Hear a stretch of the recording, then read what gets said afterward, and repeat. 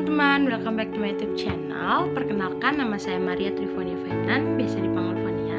Saya adalah mahasiswa semester 7 Universitas Katolik Indonesia.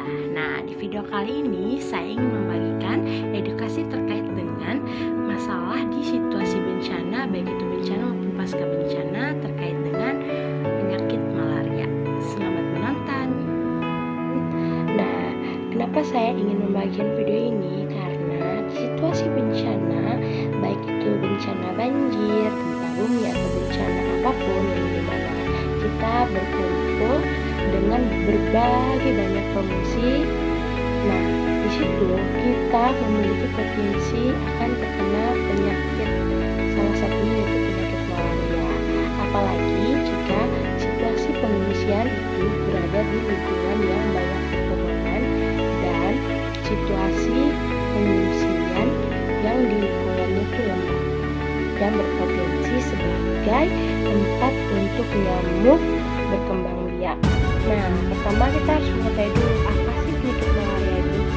Penyakit malaria merupakan penyakit yang disebabkan oleh parasit Plasmodium. Nah, parasit ini disebabkan dari gigitan nyamuk Anopheles betina yang terinfeksi. Nah, penyakit ini membuat parasit masuk, kemudian mengendap dalam organ tubuh hati dan kemudian menginfeksi sel darah merah. Nah, penyakit malaria ini berbeda ya dengan DBD atau demam berdarah karena itu berbeda dari jenis nyamuknya. Kalau penyebab DBD itu nyamuknya itu yaitu nyamuk Aedes aegypti. Jadi berbeda ya, walaupun sama-sama dikeluarkan melalui gigitan nyamuk. Dan kita perlu mewaspadai penyakit ini. Walaupun dia tidak fatal, namun dapat berakibat fatal jika kita tidak menanganinya secara. Kita juga perlu mengetahui apa sih penyebab dari penyakit malaria ini. Penyebab dari penyakit malaria ini tadi dari gigitan nyamuk Anopheles betina yang terinfeksi. Nah, setelah memasuki tubuh manusia, parasit ini akan melakukan perjalanan ke hati, kemudian berkembang biak dan menyerang sel darah merah yang bertugas untuk membawa oksigen. Setelah masuk ke dalam darah, parasit kemudian bertelur dan berkembang biak sampai sel darah merah pecah. Nah, kalau sudah begini, kondisi tubuh akan mengalami sakit lebih dari sebelumnya. Itulah penyebab dari penyakit malaria ini. Penyakit malaria ini banyak terjadi di negara Asia, salah satunya Indonesia, apalagi dengan iklim yang tropis. Karena itu sangat berpotensi untuk penyebaran perkembangbiakan dari nyamuk tersebut. Penyakit malaria ini memiliki jenis-jenis parasit yang menyebabkan penyakit malaria. Nah, saya akan menyebutkan beberapa jenis parasitnya. Yang pertama ada yaitu Plasmodium vivax atau PF. Nah, jenis ini paling umum tersebar di seluruh dunia. Walaupun penyakit ini tidak berakibat fatal, namun dapat melemahkan sistem kekebalan tubuh. Gejalanya itu meliputi demam, bergigil, diare, dan rasa nyeri yang parah dan kalah juga. Kemudian yang kedua yaitu parasit Plasmodium oval. Nah, ini adalah salah satu jenis malaria yang jarang terjadi, namun kasusnya banyak ditemukan di negara-negara Afrika, Ghana, Nigeria, dan Nigeria. Gejala yang ditimbulkan yaitu demam tinggi, menggigil, dan juga nyeri pada sekujur tubuh. Nah, yang ketiga yaitu parasit Plasmodium falciparum. Nah, jenis malaria ini dikenal dengan sebutan malaria tropika. Nah, subspesies parasit ini didapat di Afrika, Asia Tenggara, dan Amerika Selatan. Pengidap malaria tropika akan merasakan gejala seperti mual, kelelahan, nyeri pada perut, terus nyeri pada persendian, sakit kepala, dan bisa menimbulkan kejang-kejang. Nah, kenapa malaria tropika ini harus bisa diwaspadai? Karena ketika kita mengalami kejang akan berpotensi merusak sel-sel pada otak, yang kemudian sistem saraf pada otak rusak akan menyebabkan kelumpuhan pada organ tubuh kita. Kemudian yang keempat ada parasit Plasmodium malaria. Nah, gejalanya ini yaitu menggigil, demam, yang kemudian demam itu tak kunjung membaik, yang dapat menyebabkan kita kelelahan. Tadi saya telah menyebutkan gejala-gejala yang ditimbulkan dari beberapa jenis parasit. Nah, namun gejala umum yang dapat timbul dari penyakit malaria ini itu muncul setidaknya dalam kurun waktu 10 hingga 15 hari setelah terinfeksi dari gigitan nyamuk tersebut. Nah, ketika kita terinfeksi dari gigitan nyamuk Anopheles legumina kemudian akan menimbulkan gejala umum seperti merasakan demam, menggigil, sakit kepala, berkeringat yang berlebihan, lemas, pegal lindu, gejala anemia atau kekurangan darah, kemudian akan merasakan mual, muntah, dan sampai parah akan merasakan kejang-kejang.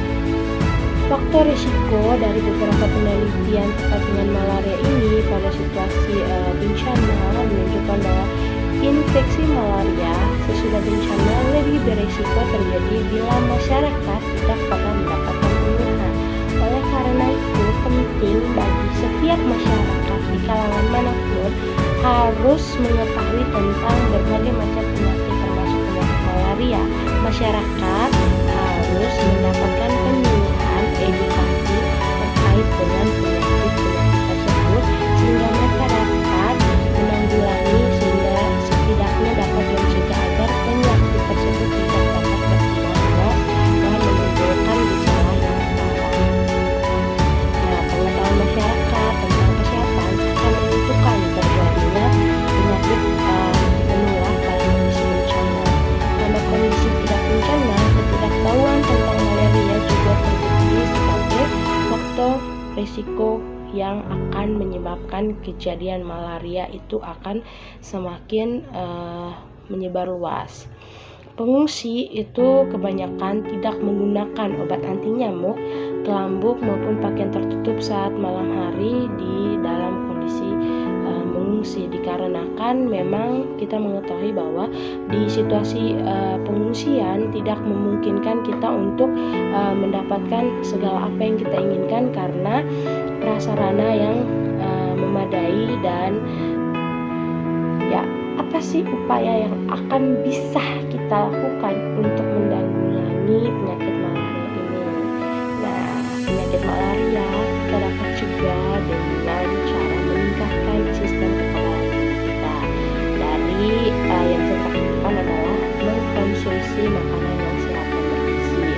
Kemudian setidaknya kita melakukan aktivitas fisik berolahraga setidaknya 10 sampai 30 menit sehingga sistem kekebalan tubuh kita menjadi kuat. Kemudian kita harus minum air putih yang cukup dan juga makanan yang kita konsumsi itu harus bernilai gizi seimbang. Hal-hal yang bisa kita cegah untuk mengantisipasi penyakit malaria ini hingga penyakit malaria itu tidak menyebar. Yang pertama adalah kita harus menggunakan kelambu anti nyamuk, di mana ketika kita tidur menggunakan kelambu ini otomatis nyamuk tidak bisa masuk dan menggigit kita. Kemudian ketika kita malam hari kita menggunakan obat nyamuk atau setidaknya menggunakan lotion anti nyamuk sehingga kita tidak terpapar gigitan nyamuk. Dan kemudian kondisi rumah, setidaknya rumah itu harus berada pada lingkungan yang bersih. Kita harus rajin membersihkan lingkungan sekitar karena nyamuk sangat menyukai kondisi lingkungan yang lembab. Kita tidak boleh membiarkan lingkungan rumah kita kotor kemudian membiarkan air tergenang. Karena pada kondisi situasi bencana tidak memungkinkan kita mendapatkan fasilitas yang kita inginkan seperti tadi kelambuk dan lain sebagainya, maka kita sebagai pengungsi juga setidaknya membantu agar membersihkan lingkungan sekitar sehingga kondisi kita di pengungsian walaupun kita dengan begitu banyaknya orang setidaknya dapat mengurangi penyebaran nyamuk untuk berkembang biak dengan membantu membersihkan lingkungan di sekitar juga. Kalau bisa jangan pernah meninggalkan pakaian-pakaian yang selepas pakai, karena itu juga berpotensi untuk nyamuk dapat berkembang biak, karena nyamuk itu sangat suka dan sangat sensitif terhadap tempat yang lembab dan memiliki bau-bau yang menyengat, seperti bau-bau baju yang bekas keringat seperti itu akan berpotensi lebih besar meningkatkan perkembangbiakan nyamuk. Dan kalau bisa ketika kita ingin tidur malam, setidaknya kita menggunakan pakaian